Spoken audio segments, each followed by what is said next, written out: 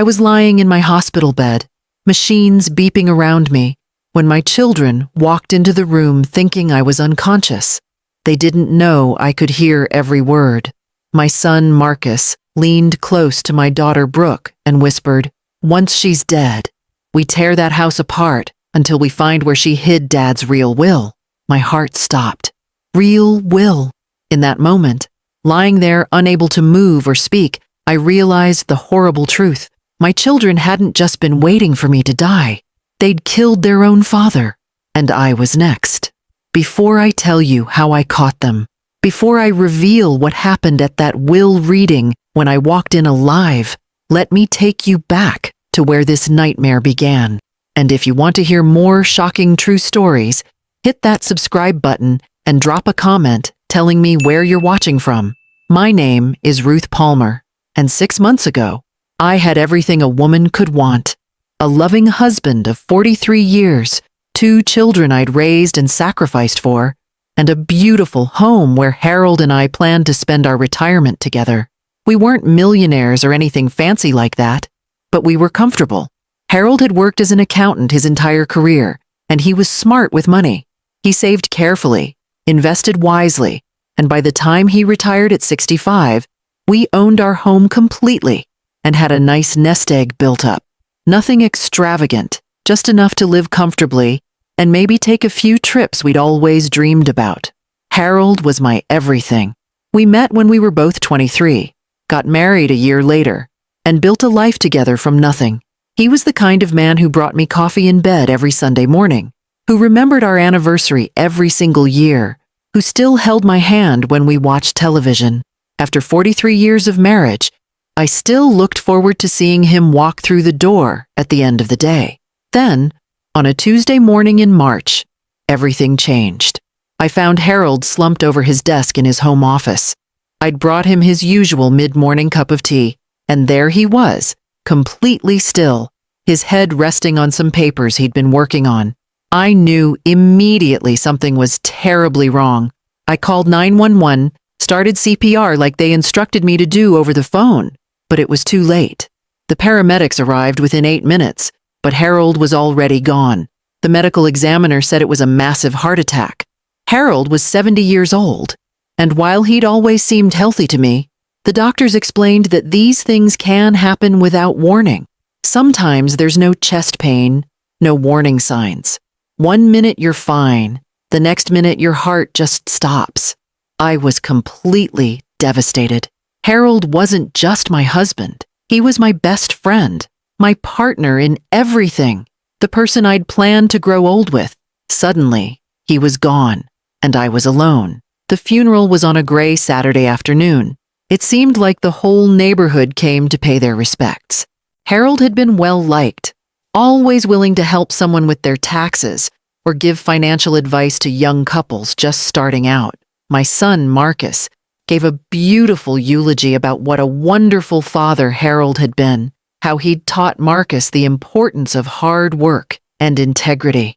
My daughter, Brooke, stood up and talked through her tears about all the tea parties Harold had attended when she was little, how he'd never been too busy to read her a bedtime story. I sat in the front pew crying, grateful that even in my grief, I still had my children. At least I wasn't completely alone. But almost immediately after the funeral, things started feeling strained. The very next day, Marcus showed up at my house around lunchtime. I was still in my bathrobe, barely functioning, and he walked in like he owned the place. "Mom, we need to talk about Dad's paperwork," he said, not even asking how I was doing first. Where did he keep all the important documents? Bank statements, investment accounts, the house deed. We should probably go through everything together so nothing gets lost or overlooked. I was confused by the urgency. "Honey, your father's lawyer, Bernard Whitmore, has all that handled. Your dad was very organized about legal matters. Bernard has our wills, our trust documents, everything. There's no rush to deal with any of this right now." Marcus's jaw tightened slightly, but he forced a smile. "I know, Mom. I'm just trying to help. You shouldn't have to deal with all this financial stuff alone. That's what family is for." Something about the way he said it felt off, but I pushed the feeling aside. I was grieving, emotional, probably reading too much into things. Marcus left after about an hour, but not before walking around the house, looking at Harold's office, asking more questions about where Dad kept various files and documents. Then Brooke started calling, multiple times a day, every single day. At first, her calls seemed normal enough. She'd ask how I was doing, if I needed anything, if I was eating properly. But then the questions got weird. Mom, did Dad ever mention anything about updating his will recently? Did he have any investment accounts you didn't know about? Did he ever talk about offshore accounts or property investments? Offshore accounts? I almost laughed. Harold was the most honest, straightforward man I'd ever known. He'd spent 40 years helping small business owners file honest tax returns. The idea of him having secret offshore accounts was ridiculous. Brooke, honey, why are you asking these things? Your father's finances were completely transparent. We reviewed everything together every few months. I know exactly what we have and where it is. I'm just worried about you, Mom, she said, her voice dripping with fake concern. Dad was always so private about money stuff. There might be things even you don't know about. I'm just trying to make sure you're protected. Harold wasn't private. He was careful, which is different. But he'd never hidden anything from me. We'd been partners in every sense of the word. Over the next few weeks, both Marcus and Brooke started showing up at my house unannounced. They'd claim they were just checking on me, but I'd catch them going through Harold's office when they thought I wasn't looking. Papers on his desk would be rearranged. File drawers would be left slightly open when I knew I'd closed them. Harold's computer had been accessed, even though I was supposedly the only one who knew his password. One afternoon, I walked into Harold's office and found Marcus going through the filing cabinet. "What are you doing?" I asked sharply. He jumped slightly, then smiled that same forced smile. "Just looking for Dad's life insurance policy. You'll need to file a claim, and I wanted to help you find the paperwork. The life insurance information is with Bernard," I said firmly. "Everything is with Bernard. Please stop going through your father's things." Marcus held up his hands in mock surrender. Okay. I'm just trying to help, Mom. No need to get upset." But I was upset. Something was very wrong with how my children were acting. The constant questions about money, the unexpected visits, the way they'd exchange looks when they thought I wasn't paying attention. It was like they were searching for something, but I had no idea what. Brooke was even worse than Marcus. She'd call me at 8 in the morning, then again at lunch, then again in the evening, always with the same questions about Harold's will, about hidden assets, about whether he'd mentioned making any changes to his estate plan before he died. "Mom, are you absolutely sure Dad didn't say anything to you? Think carefully. Maybe something he mentioned in passing." "Brooke, I've told you 100 times. Your father's will is straightforward. Everything goes to me while I'm alive, and when I die, everything gets split equally between you and Marcus. That's it. There are no secrets." But she wouldn't let it go. None of them would. And their behavior was making it impossible for me to grieve properly. I couldn't mourn my husband in peace because my children were constantly circling like vultures, picking through his belongings, demanding information about money. About 3 months after Harold's funeral, I started feeling sick. It began with headaches that wouldn't go away no matter how much aspirin I took. Then I started getting dizzy spells where the room would spin, and I'd have to sit down quickly before I fell. I felt nauseous all the time, exhausted even after sleeping 10 hours. Some mornings, I could barely drag myself out of bed. I went to my doctor, Dr. Sanders, thinking maybe it was just the stress of losing Harold catching up with me. She ran some basic blood tests, checked my blood pressure, did a physical exam. Everything came back normal. "Ruth, you've been through a major trauma losing your husband," she said kindly. "Your body is reacting to the emotional stress. Make sure you're eating well, getting enough rest, and give yourself time to heal. Grief affects people physically, not just emotionally." That made sense, so I tried to take better care of myself, but I just kept getting worse. The headaches turned into splitting migraines that made me want to scream. My hands started shaking so badly, I could barely hold a coffee cup. My vision would blur for no reason. I started forgetting things. Simple things like whether I'd locked the front door or what I'd eaten for breakfast. It terrified me. Was I having a stroke? Developing Alzheimer's? What was happening to my body? That's when Marcus and Brooke suddenly became very attentive. They started coming over every single day with food, casseroles, soups, sandwiches, always something they'd made or picked up for me. "Mom, you're not taking care of yourself," Marcus would say, unpacking containers in my kitchen. "You need to eat. You need to keep your strength up." Brooke would stand over me while I ate, making sure I finished everything on my plate. "Come on, Mom. Just a few more bites. You're getting too thin. This isn't healthy." I appreciated their concern, or at least I tried to, but something about it felt wrong. The food they brought always tasted slightly off, slightly bitter. I mentioned it once, and Marcus laughed. "Mom, your taste buds are probably affected by whatever's making you sick. Everything tastes weird when you're not feeling well. Just eat it anyway. Your body needs the nutrition." So I kept eating what they brought me, and I kept getting sicker and sicker. The shaking got worse. The dizziness became constant. I started having trouble walking without holding onto furniture for balance. Some days I couldn't remember my own phone number or what year it was. I went back to Dr. Sanders twice more, increasingly desperate for answers. She ran more tests, but everything kept coming back normal. "There's nothing physically wrong that we can find," she said, looking frustrated. "I'm going to refer you to a neurologist. Maybe there's something neurological happening that we're missing." But before I could get an appointment with the neurologist, everything came crashing down. I was in my kitchen one afternoon, trying to make myself a cup of tea. The kettle seemed impossibly heavy in my shaking hands.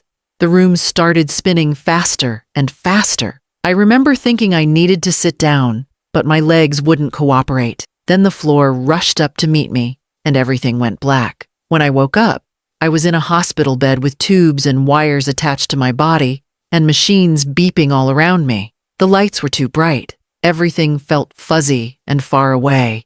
I tried to sit up, but my body wouldn't respond properly. A nurse noticed I was awake and came rushing over. "Mrs. Palmer, don't try to move. You're in the hospital. You collapsed at home and your son found you. Just rest. The doctor will be in to see you soon." Marcus found me? How did Marcus know I'd collapsed? I tried to ask, but my mouth wasn't working right. The words came out slurred and wrong. Within a few minutes, both Marcus and Brooke rushed into the room, their faces masks of concern and worry. "Mom, thank God you're awake," Brooke said, grabbing my hand. "You scared us half to death. Marcus went by your house to check on you and found you unconscious on the kitchen floor." A doctor came in shortly after, a serious-looking man in his 50s. He explained that I'd had what appeared to be a severe stroke. They were running tests to determine how much damage had been done, but the initial scans showed some concerning things happening in my brain. I'd need to stay in the hospital for observation and treatment. I spent 2 weeks in that hospital, drifting in and out of consciousness. The doctors seemed confused. My symptoms didn't quite match typical stroke patterns. There were inconsistencies they couldn't explain, but they kept me on various medications, kept running tests, kept saying they needed more time to figure out what was really wrong with me. Marcus and Brooke visited every single day. They'd sit by my bed for hours, holding my hand, talking about how worried they were, how they couldn't bear to lose me too after just losing Dad. To anyone watching, they looked like devoted, loving children, keeping vigil over their sick mother. But I started noticing things, small things that didn't add up. The way they'd stop talking the instant a nurse walked into the room, how they'd exchange quick, meaningful glances when doctors mentioned running toxicology tests, the fact that they always insisted on being present when I was given food or medication, claiming they wanted to make sure I was being properly cared for. One afternoon, about a week into my hospital stay, I was lying in bed with my eyes closed, exhausted from another round of tests. I heard voices in the hallway outside my room. My door was cracked open slightly, and the voices carried clearly. "How much longer do you think she has?" It was Marcus's voice, flat and businesslike, like he was asking about a stock price. The doctor sounded taken aback. "Mr. Palmer, we're doing everything we can for your mother. It's far too early to discuss timelines like that. But if she doesn't improve," Brooke's voice cut in, "what are we realistically looking at here? Weeks? Months?" Every patient responds differently to treatment. I really can't give you a specific timeline. The doctor sounded uncomfortable now. I heard footsteps walking away, then Marcus's voice again, quieter now. This has taken too damn long. We need to find that will before someone else does. My blood turned to ice. What will? Harold's will was with Bernard Whitmore. It was straightforward, simple. What were they talking about? The next day, I decided to pretend to be asleep when they visited. I wanted to hear what they'd say when they thought I couldn't hear them. So when they walked in, I kept my eyes closed and my breathing slow and steady, like I was deeply unconscious or heavily sedated. They sat down in the chairs by my bed. For a few minutes, there was just silence. Then Marcus spoke quietly. I tore the house apart again yesterday, while you kept Mom's neighbor distracted, went through every drawer, every closet, every box in the attic. Nothing. The will isn't there. What if Bernard has it? Brooke asked. What if Dad gave it to him? I already checked, Marcus replied.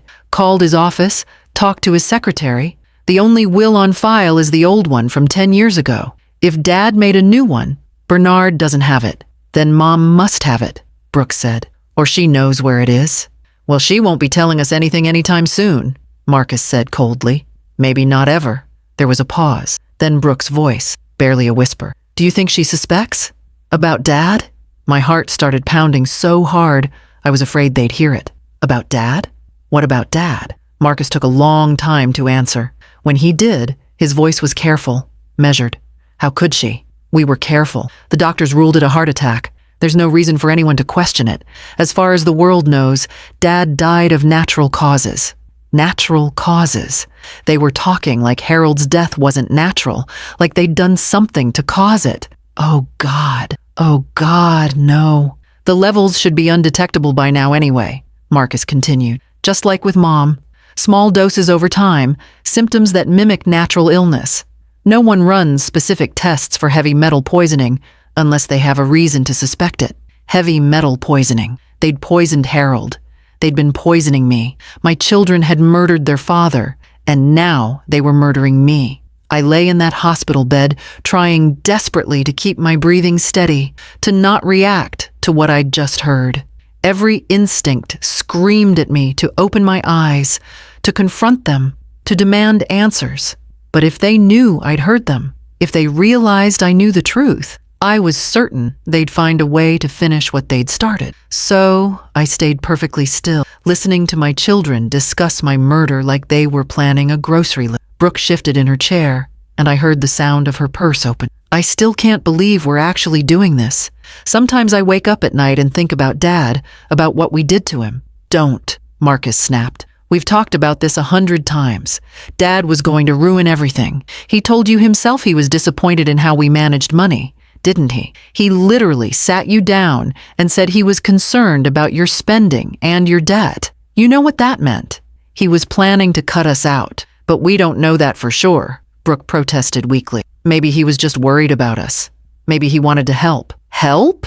Marcus's voice dripped with sarcasm. You mean like his accountant friend George wanted to help? George pulled me aside at the funeral and said Dad had been talking to him about setting up some kind of trust with conditions.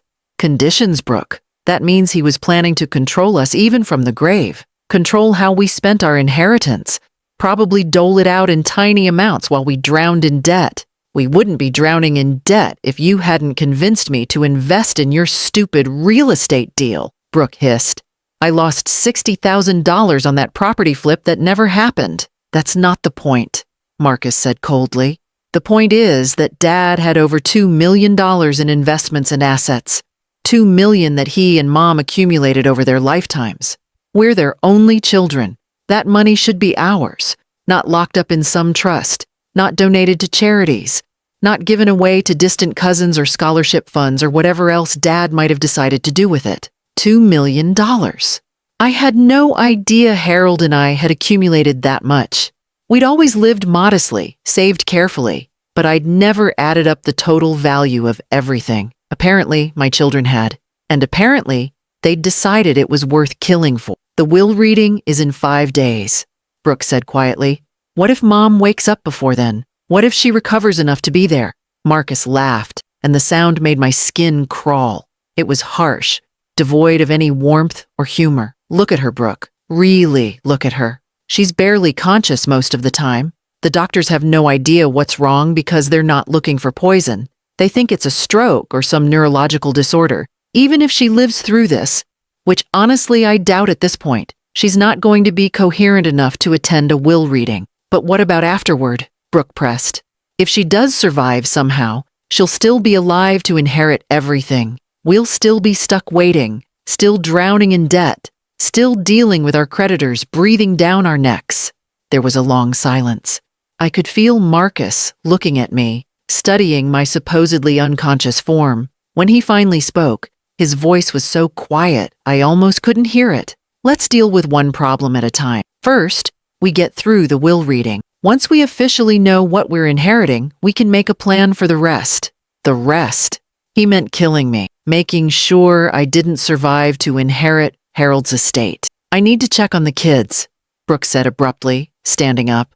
Her chair scraped against the floor. Sophie's birthday is next week, and I haven't even thought about planning a party. How am I supposed to act normal and plan birthday parties when we're in the middle of all this? You act normal because you have to, Marcus said firmly. That's how this works. We're the grieving children worried about their sick mother. We're devoted, caring, and doing everything we can. No one can ever suspect otherwise. I heard them gathering their things, preparing to leave. Brooke leaned down, and I felt her kiss my forehead. The gesture made me feel physically sick. I love you, Mom, she whispered. I'm so sorry. Then they were gone, the door closing softly behind them. The moment I was sure they'd left, my eyes flew open. My whole body was shaking, not from the poison, but from rage and horror and overwhelming grief. My children, the babies I'd carried and birthed and raised, the kids I'd sacrificed everything for, had murdered their father. Harold hadn't died of a heart attack. He'd been poisoned slowly over weeks or months, his symptoms dismissed as natural aging or stress, until his body finally gave out. And now they were doing the same thing to me. How long had they been poisoning? Months, probably. All those meals they'd insisted on bringing me, the casseroles and soups that tasted bitter. They'd been lacing my food with something, some heavy metal that was slowly destroying my body from the inside. The headaches, the tremors, the confusion, the collapse. It was all they're doing. A nurse came in to check my vitals. A kind woman named Patricia, who'd been taking care of me since I'd been admitted. She smiled when she saw my eyes open. Mrs. Palmer, you're awake. How are you feeling? I grabbed her hand with whatever strength I had left. My grip was weak, my hand shaking badly, but I held on. Need to talk, I managed to say, my voice hoarse and slurred. Private. Important. Please. Patricia's expression shifted immediately from friendly to concerned. Of course. Let me just finish checking your vitals and then we can talk. Is it about your pain medication? Do you need something adjusted? No. I struggled to form the words clearly. My brain felt foggy, my tongue thick. My children, poisoning me, killed my husband. Please. Need help. Patricia froze, her hand still on my wrist, taking my pulse. Mrs. Palmer, that's a very serious accusation. Are you sure? You've been on some heavy medications that can sometimes cause confusion or paranoia. Not confused, I insisted, forcing each word out clearly despite how much effort it took. Heard them talking, admitted everything, heavy metal poison, made it look natural. Please believe me. I watched Patricia's face carefully. I needed her to believe me. If she dismissed this as medication-induced paranoia, I was dead. Marcus and Brooke would keep poisoning me, and eventually my body would give out, just like Harold's had, and everyone would think it was a tragic natural death following my husband's passing. Patricia studied my face for a long moment. I could see her weighing my words, trying to decide if I was lucid or delusional. Finally, she nodded slowly. Okay, Mrs. Palmer, I believe something is very wrong here. Let me get Dr. Morrison from toxicology. Don't say anything to anyone else until we can get you properly protected. Can you do that for me? I nodded, tears streaming down my face. Relief flooded through me. Someone believed me. I wasn't alone in this nightmare anymore. Within an hour, Dr. Morrison was in my room along with Patricia and my primary physician. They'd sent Marcus and Brooke away, telling them I needed to undergo emergency testing and they couldn't be present. I'd heard Brooke's protests in the hallway, heard Marcus's smooth voice asking what kind of tests, what was wrong, when could they come back. But the hospital staff held firm. I told Dr. Morrison everything about Harold's sudden death 6 months ago, about my children's obsession with finding some hidden will, about the bitter-tasting food they'd brought me for months, about overhearing their conversation where they admitted to poisoning both Harold and me with heavy metals, where they discussed making it look like natural causes. I talked until my voice gave out, until I couldn't form words anymore, but I made sure they understood every horrible detail. Dr. Morrison's expression grew darker with every word I spoke. When I finished, he immediately ordered comprehensive toxicology screens. If what you're telling me is true, Mrs. Palmer, we'll find evidence. Heavy metal poisoning leaves traces, and if we find it, we need to contact the police immediately. Not yet, I whispered urgently. Can't let them know I know. They'll run or destroy evidence. Please. Dr. Morrison exchanged glances with the other doctors. Mrs. Palmer, if someone is actively trying to kill you, we have an obligation to protect you and notify authorities. I know, I said, but I need justice. For Harold. For me. They admitted killing him. I need them caught. Need them punished. If they know I heard them, they'll lawyer up. Might get away with it. My words were coming easier now, my mind clearing with purpose and determination. The will reading is in 5 days. They said so. Let them think I'm dying. Let them think they won. Then catch them. Dr. Morrison looked uncomfortable with my request, but I could see him considering it. He pulled up a chair and sat down beside my bed, his expression serious. Mrs. Palmer, what you're suggesting is incredibly risky. If your children really are poisoning you, every moment we wait puts you in more danger. Then stop the poisoning, I said, my voice getting stronger as my mind cleared. Test my blood, find out what they've been giving me, and start treating it. But do it quietly. Don't let them know you've figured it out. I grabbed his hand with both of mine, holding on as tightly as my weak grip would allow. My husband is dead because of them. They murdered him slowly, painfully, and everyone thought it was just a heart attack. If I don't do this right, if I don't get real proof of what they've done, they might walk away from this. I can't let that happen. Harold deserves justice. Dr. Morrison was quiet for a long moment. Then he nodded slowly. All right. Here's what we'll do. I'll order a full toxicology panel immediately, including heavy metal screening.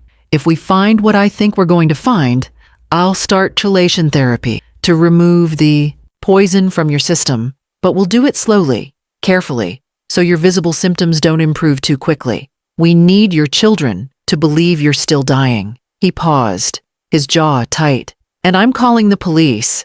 Not uniformed officers who'll make a scene, but a detective who can handle this discreetly. You'll need law enforcement involved if you want to build a case against them. Over the next 24 hours, everything moved quickly but quietly. The toxicology results came back, and Dr. Morrison's face was grim when he showed me the report. Thallium. I had dangerously high levels of thallium in my system, a poison that causes exactly the symptoms I'd been experiencing. Headaches, tremors, confusion, hair loss, neurological damage.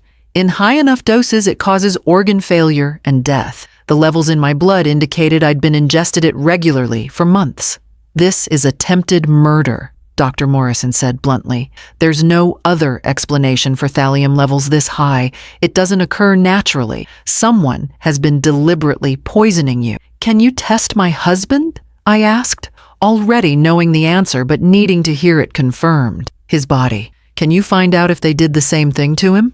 We'll need a court order to exhume the body, Dr. Morrison explained. But yes, if he was poisoned with thallium, there will still be traces in his tissue and bones even after 6 months. The detective will need to handle that part. Detective Sarah Chen arrived that evening dressed in plain clothes, looking like just another visitor. She was in her late 30s. Sharp-eyed and professional. She listened to my entire story without interrupting, taking notes on a small pad. When I finished, she looked up at me with an expression of barely controlled anger. Your children are monsters, Mrs. Palmer. I'm sorry to be so blunt, but what they've done is absolutely evil. I know, I said quietly. Believe me, I know. Detective Chen outlined the next steps. She'd get a warrant to exhume Harold's body and test for thallium poisoning. She'd work with Dr. Morrison to document my treatment and the evidence of my poisoning. But most importantly, she wanted to catch Marcus and Brooke in the act of confessing.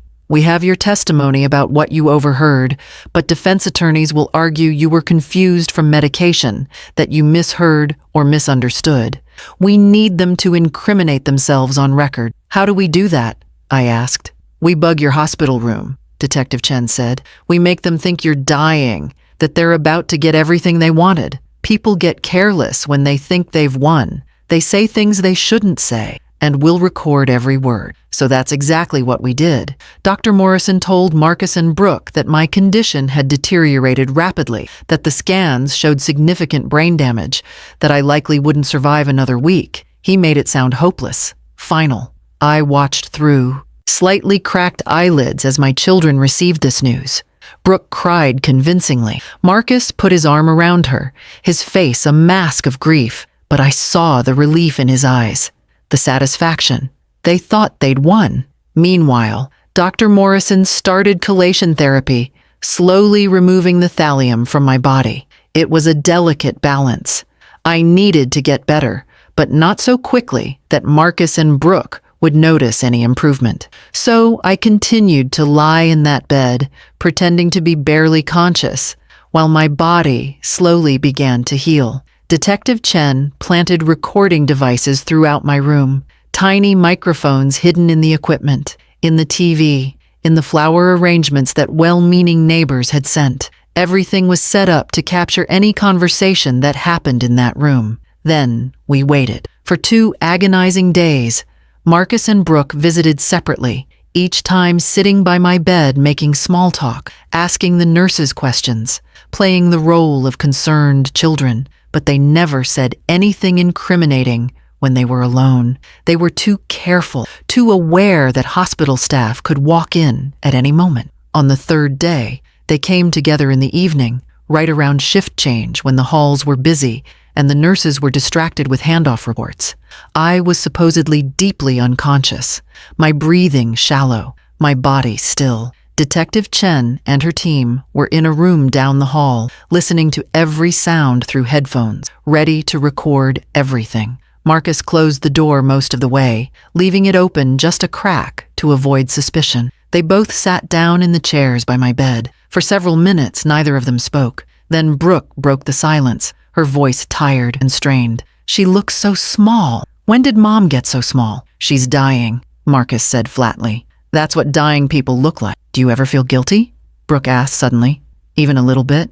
About any of this? There was a long pause. I could feel Marcus looking at me, making sure I was truly unconscious. No, he finally said. I feel relieved. Once she's gone, we can finally move forward. No more waiting, no more debt, no more struggling. The will reading is tomorrow, Brooke said quietly. 2 o'clock at Bernard's office.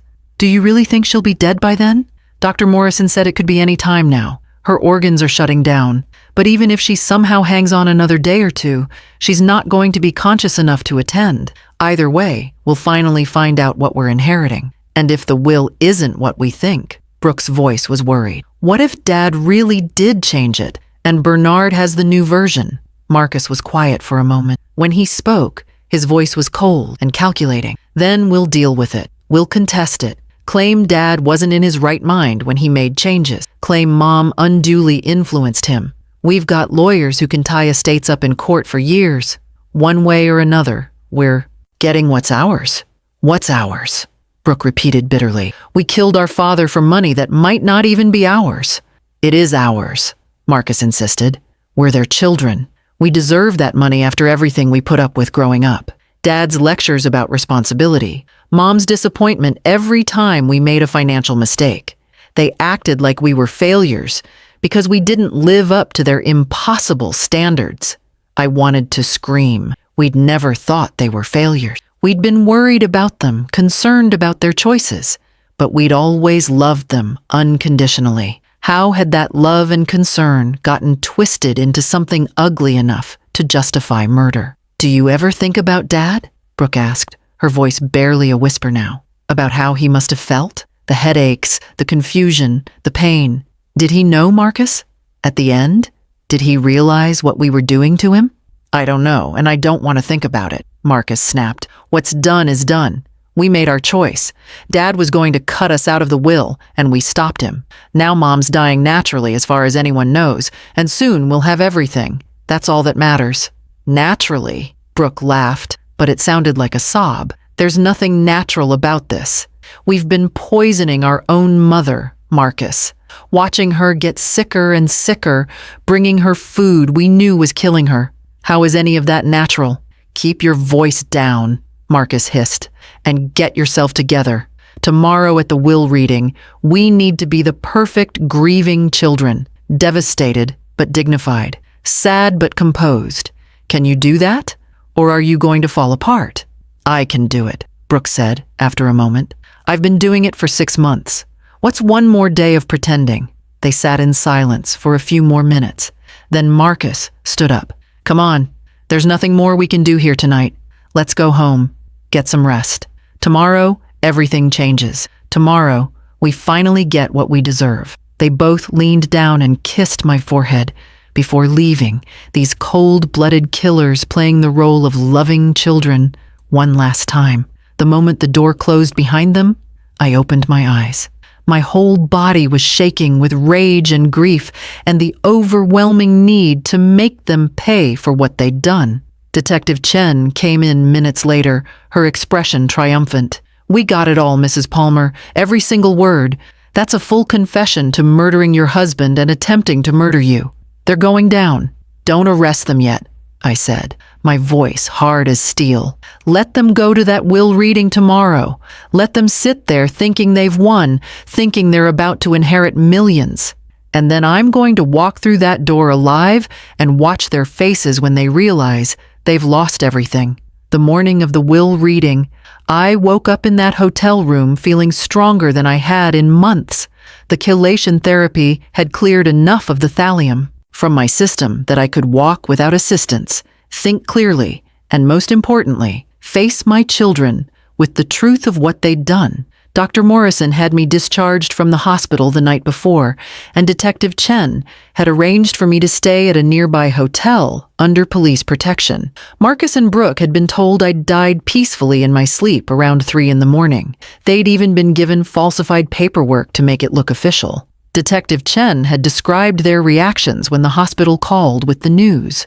Brooke had cried on the phone, her sobs sounding genuine enough to fool the nurse who'd made the call. Marcus had arrived at the hospital an hour later, demanding to see my body, wanting confirmation that I was really gone. They'd been shown into a room where a body lay covered with a sheet, a woman approximately my age and build who'd donated her body to science. Marcus had looked for exactly 10 seconds before turning away, apparently satisfied. He hadn't even wanted to see my face one last time. That told me everything I needed to know about whatever love he might have once had for me. Now, as I got dressed in the hotel room, my hands shook slightly as I buttoned my blouse. Not from the poison anymore, but from anticipation and rage. I chose a deep blue dress, one Harold had always loved on me, and pearl earrings he'd given me for our 30th anniversary. If I was going to confront my children with their crimes, I wanted to look like myself, like the mother they'd underestimated. Bernard Whitmore's law office was in a beautiful old building downtown, all mahogany paneling and leather furniture that smelled like old books and expensive cologne. I arrived early with Detective Chen and 2 uniformed police officers, entering through the back entrance so Marcus and Brooke wouldn't see us.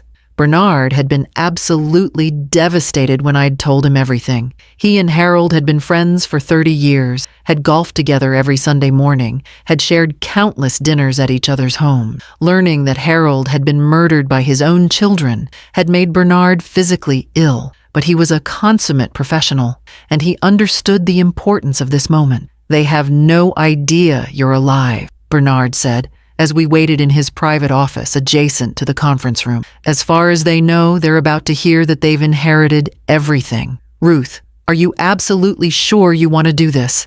It's going to be incredibly painful. I need to see their faces, I said firmly. I need them to know that I know what they did, that their father's death wasn't a heart attack, that I didn't die from a stroke. I need them to understand that they failed. At exactly 2 o'clock, Bernard's receptionist showed Marcus and Brooke into the conference room. Through the crack in the office door, I watched them enter. They were both dressed in black, looking appropriately mournful. Marcus wore an expensive suit I'd never seen before. Brooke had on a designer dress and heels that probably cost more than my monthly grocery budget. They were already spending money they didn't have yet, confident in their inheritance. There were other people in the room, too. Harold's cousin, Janet, who'd flown in from Arizona. George, Harold's accountant friend, who'd apparently been suspicious about Harold's death from the beginning. My sister Diane, who'd driven up from Connecticut. About a dozen people total, all of them there to honor Harold's memory and hear how he'd wanted his estate distributed. Bernard began with standard legal formalities, explaining the process, offering condolences for the family's losses. Marcus and Brooke sat in the front row, their faces composed in expressions of dignified grief, but I could see the tension in Marcus's shoulders, the way Brooke kept clasping and unclasping her hands in her lap. They were nervous, eager, barely able to contain their anticipation. Before we proceed with reading Harold Palmer's will, Bernard said, his voice grave and formal, I need to address an unusual situation. This reading was scheduled to deal with Harold's estate, with his widow Ruth as the primary beneficiary. However, I was informed this morning that Mrs. Palmer passed away last night. Brooke dabbed at her eyes with a tissue. Marcus stared straight ahead, his jaw tight. They were playing their roles perfectly. This creates a unique legal circumstance, Bernard continued, because Mrs. Palmer had very specific instructions about how she wanted things handled in the event of her death.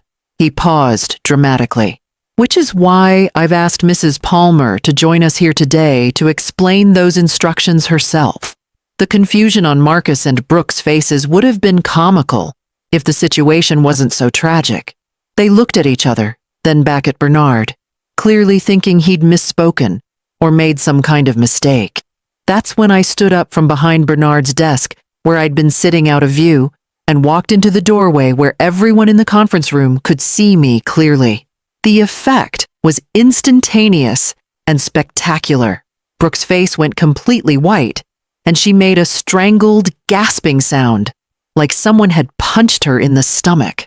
Marcus actually stood up so fast his chair fell backward, hitting the floor with a loud crash. Several other people in the room gasped or started talking at once, shocked to see me alive when they'd been told I was dead. Hello, Marcus. Hello, Brooke, I said, my voice steady and cold.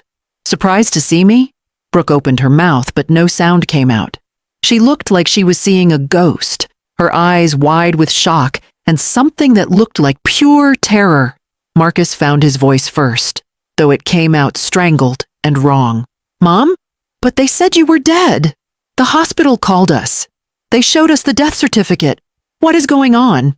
What's going on? I said, walking slowly into the room and letting the door close behind me, is that it's very difficult to kill someone when the doctors know exactly what poison you're using and how to treat it. Dead silence filled the room. Everyone was staring at me, trying to process what I'd just said. My sister Diane stood up, her hand over her mouth. Ruth, what are you talking about? I kept my eyes locked on Marcus and Brooke. I'm talking about the fact that my children have been poisoning me for months, the same way they poisoned their father, with thallium, a heavy metal that causes symptoms that look like natural illness, headaches, tremors, confusion, organ failure. Harold didn't die of a heart attack. He was murdered, and I almost died the same way. That's insane, Marcus said, but his voice shook. Mom, you were in the hospital. You were very sick. The medications must have confused you. We would never hurt you or Dad. Really. I reached into my purse and pulled out the small recording device Detective Chen had given me. Then perhaps you'd like to explain this. I pressed play, and their voices filled the room, cold, calculating, discussing the heavy metal poisoning, admitting they'd killed Harold because he was planning to change his will, talking about how I'd be dead soon, and they'd finally be rich. The recording played for almost 3 minutes. No one in the room moved or spoke. They just listened to Marcus and Brooke casually discussing murder, like it was a business transaction, talking about how careful they'd been, how the poison was undetectable, how no one would ever know. When the recording ended, the silence was deafening. Brooke had started crying, but these weren't the fake tears she'd been producing for months. These were tears of fear and realization. Marcus had gone very still, his face completely expressionless, but I could see his mind working frantically, trying to find a way out. "That recording is illegal," Marcus finally said, his voice desperate. "You can't use that. It's entrapment or invasion of privacy or something. Our lawyers will get it thrown out." "Actually," Detective Chen said, stepping into the room with the 2 uniformed officers behind her, "we had a warrant to record conversations in Mrs. Palmer's hospital room based on her testimony about what she'd overheard. Everything on that recording was obtained legally and will absolutely hold up in court." Detective Chen walked toward Marcus and Brooke, pulling handcuffs from her belt. "Marcus Palmer, Brooke Palmer Henderson, you're both under arrest for the murder of Harold Palmer and the attempted murder of Ruth Palmer. You have the right to remain silent. Anything you say can and will be used against you in a court of law." Brooke started sobbing harder, covering her face with her hands. "Mom, please, please, we didn't mean for it to go this far. We were just desperate. We owed so much money. We didn't know what else to do." "So you killed your father," I said, my voice breaking despite my determination to stay strong. "You killed the man who gave you life, who worked his entire career to provide for you, who loved you more than anything. You poisoned him slowly, watched him suffer, and let everyone believe it was natural. Then you did the same thing to me." Marcus tried to pull away as the officer reached for his wrists. "We're not going anywhere. This is ridiculous. You have no proof. That recording could be anything. You can't prove we were the ones who gave you or Dad any poison." "Actually," I said quietly, "we have quite a bit of proof. The autopsy on your father's exhumed body showed high levels of thallium in his tissue. The toxicology reports from my blood work show the same poison. And the police found a receipt in your name, Marcus, for a purchase of thallium sulfate from a chemical supply company 6 months before your father died. You claimed it was for pest control in your office building, but the quantity you purchased was enough to kill dozens of people." Marcus's face crumbled as he realized how thoroughly caught he was. The officer cuffed his wrists behind his back while reading him his Miranda rights. Brooke was already cuffed, still crying, her careful makeup running down her face in black streaks. "Mom, please," Brooke begged as the officers started leading them toward the door. "We're sorry. We're so sorry. Please don't let them do this. We're your children." I looked at her, this woman I'd carried in my body, nursed as a baby, raised with all the love I had. "You stopped being my children the moment you decided my husband's life was worth less than money. You stopped being my children when you sat by my hospital bed discussing how to spend my inheritance while I was dying. I don't know who you are anymore, but you're not the daughter I raised." They were led out of the conference room in handcuffs, Brooke still sobbing, Marcus silent and hard-faced. The other people in the room sat in stunned silence, trying to process what they'd just witnessed. My sister came to me and wrapped her arms around me, and I finally let myself cry, great heaving sobs for everything I'd lost. My husband, murdered by his own children. The son and daughter I'd loved revealed as monsters.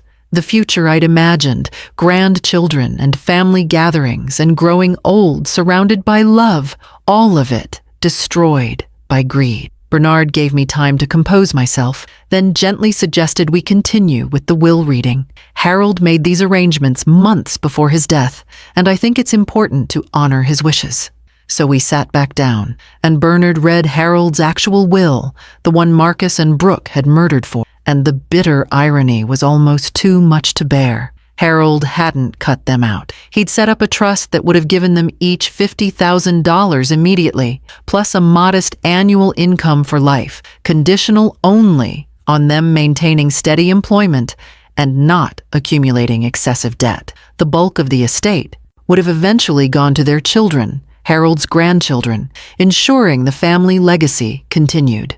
He'd been trying to help them, to protect them from their own poor financial decisions while still providing for them. They'd killed him over a will that would have actually saved them. The trial lasted 9 months, and I attended every single day. I sat in the front row of that courtroom and watched my children try to defend the indefensible. Their lawyers argued that the recording was inadmissible, that I'd been confused from medication, that the thallium could have come from environmental contamination. But the evidence was overwhelming. The toxicology reports showing thallium in both Harold's exhumed body and my blood. The receipt proving Marcus had purchased the poison. Financial records showing they were both drowning in debt. Marcus owing over $300,000 from failed real estate investment, and Brooke carrying nearly $200,000 in credit card debt from maintaining a lifestyle she couldn't afford. And most damning of all, that recording of them casually discussing murder while they thought I was dying. The prosecution brought in expert witnesses who explained how thallium poisoning works, how it mimics natural illness, how it's nearly impossible to detect unless doctors specifically test for it. They showed the jury photos of Harold in his final weeks, looking exhausted and confused, his hair thinning from the poison. They showed medical records documenting my deterioration, the tremors and confusion and organ stress that nearly killed me. They painted a clear picture of 2 people who'd methodically murdered their father and attempted to murder their mother for money they felt entitled to. Marcus showed no emotion throughout the entire trial. He sat at the defense table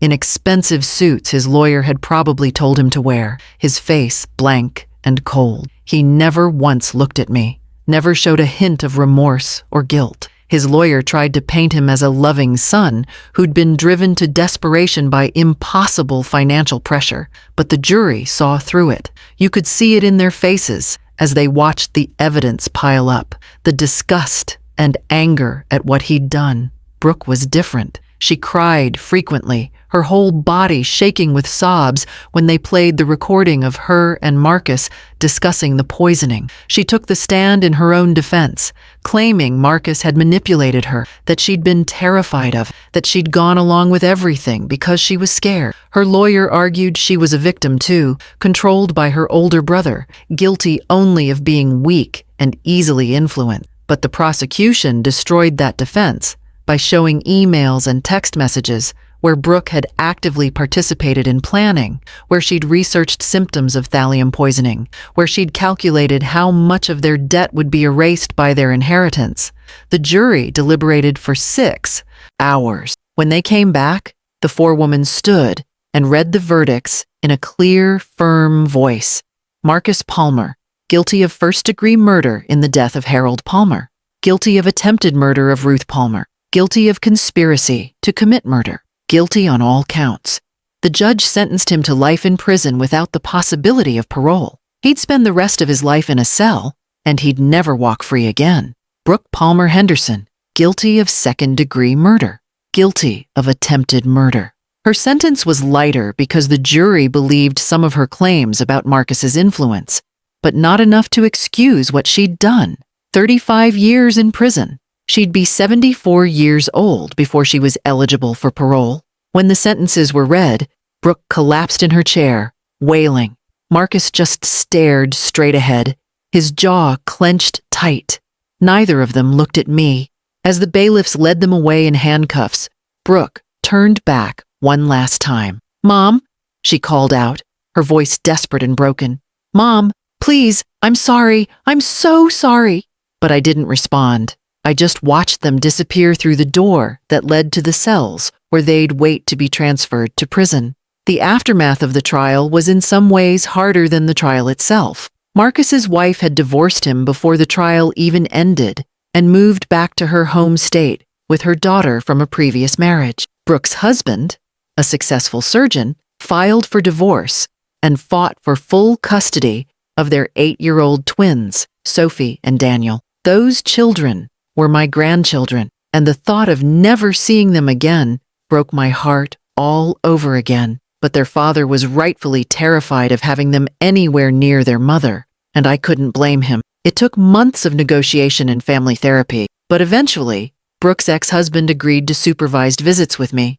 The first time I saw Sophie and Daniel after everything happened, they were shy and scared. They didn't understand why Mommy was gone, why Grandpa had died, why everything in their world had fallen apart. We sat in a family counselor's office with their father present, and I tried to explain in words they could understand that sometimes people make terrible choices, but those choices don't define everyone in the family. Over time, those visits became regular. Every other Sunday, I'd pick up Sophie and Daniel and we'd go to the park or the zoo or out for ice cream. I told them stories about their Grandpa Harold, about what a kind and honest man he'd been. I wanted them to know they came from good people, that their mother's crimes didn't have to define their futures.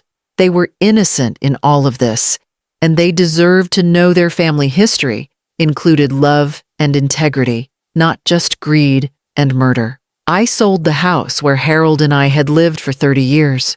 I couldn't stay there anymore. Every room reminded me of them, of family dinners where Marcus and Brooke had sat, at the table, pretending to be loving children while planning our deaths.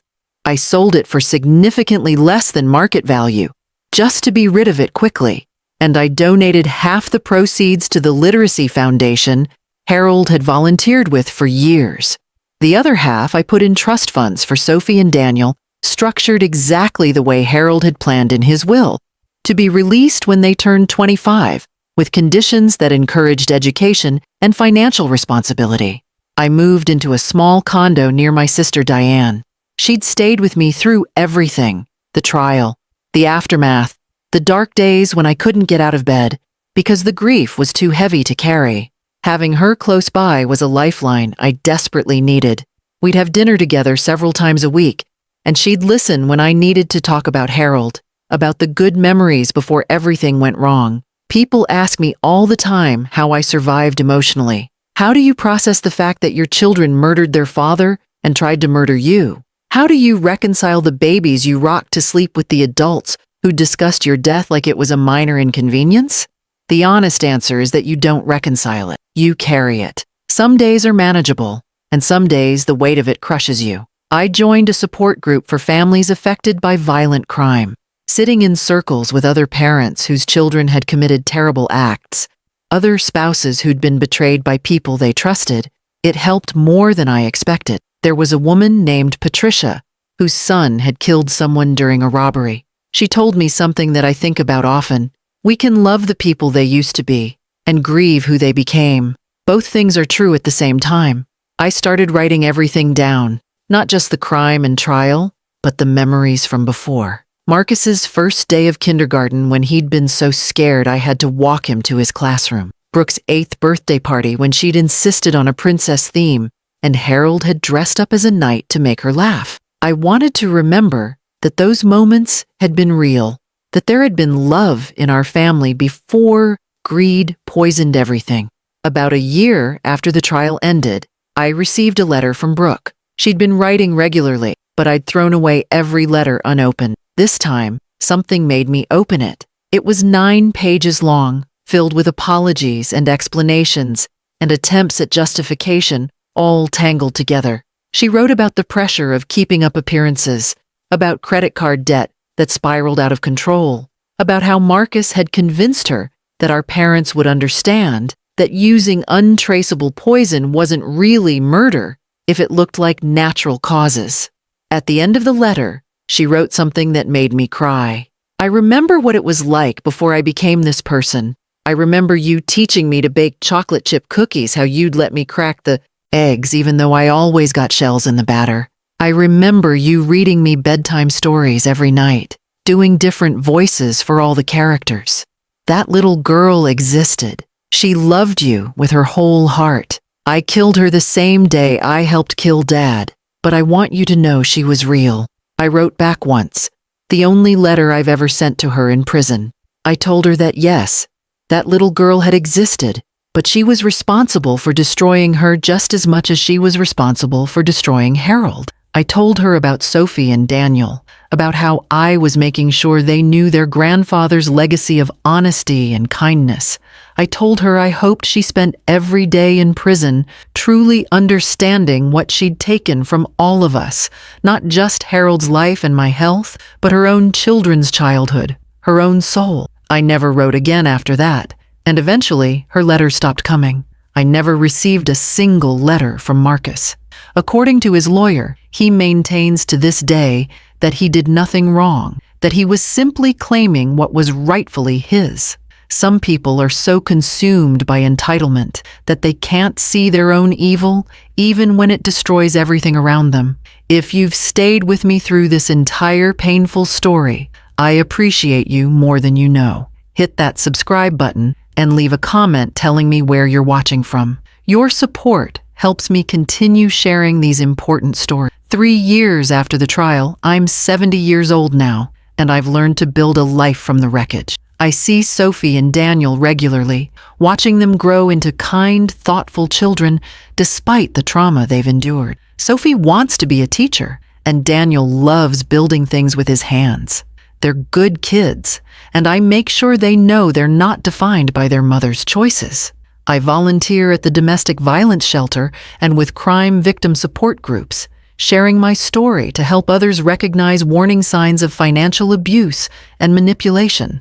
I tend a small garden on my condo balcony where I grow tomatoes and herbs. I have dinner with Diane every Sunday. I visit Harold's grave every week, bringing fresh flowers and talking to him about everything he's missing. The physical effects of the thallium poisoning lasted for years. My hair never grew back as thick as it was before.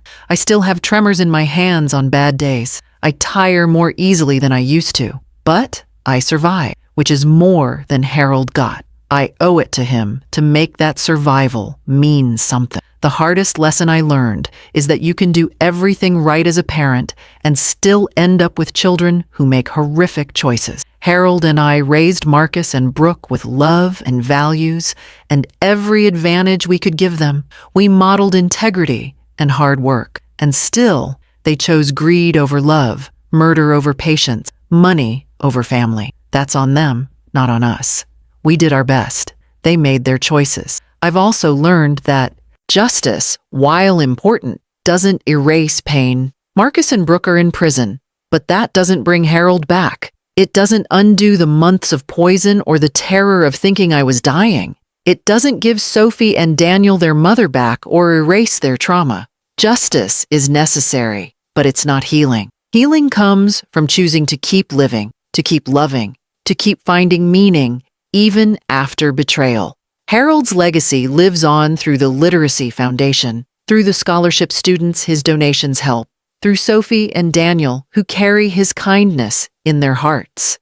That's what I focus on now, not the violence that ended his life, but the love that defined it. I make sure his grandchildren know they come from a good man, that their blood carries his integrity even if it also carries their mother's mistakes.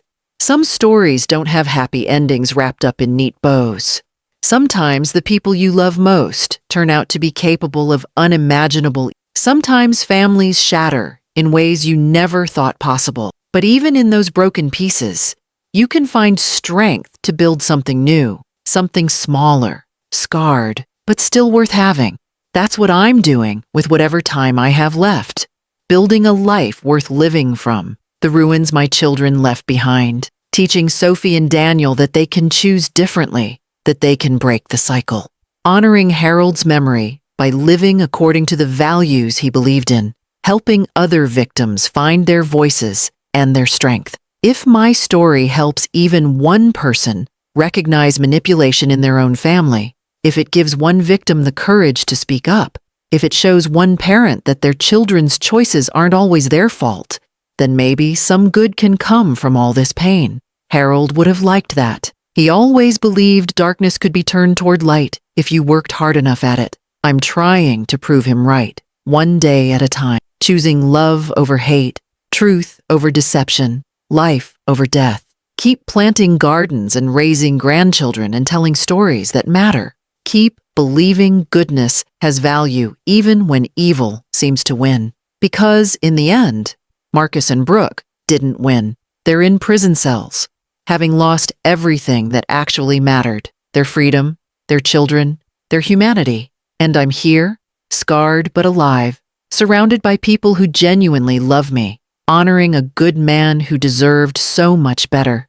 It's not the ending I wanted when Harold and I planned our retirement together. It's not the golden years we dreamed about, but it's an ending I can live with. I survived. I exposed the truth. I protected my grandchildren. I made sure Harold's killers faced justice. And some days, that's enough.